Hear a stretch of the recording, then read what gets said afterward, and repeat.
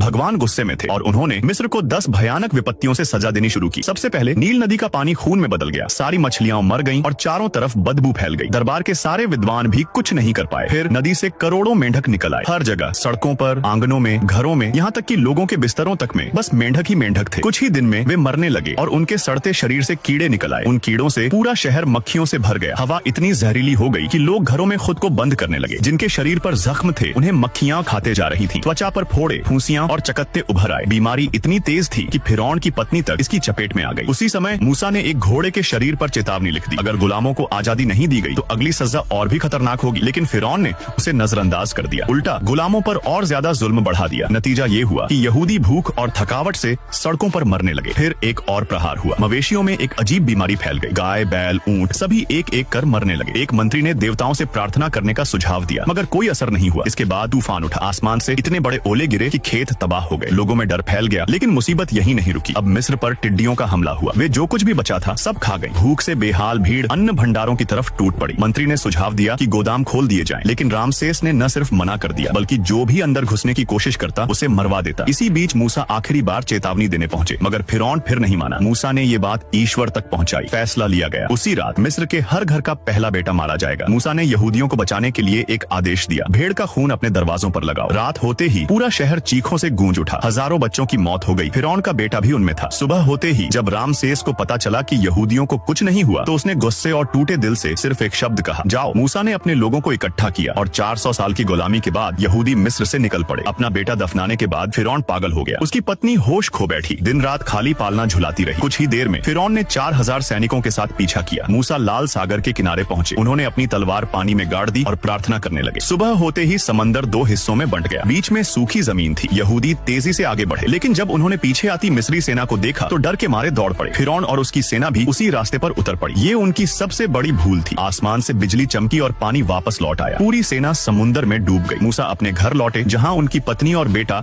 उनका इंतजार कर रहे थे।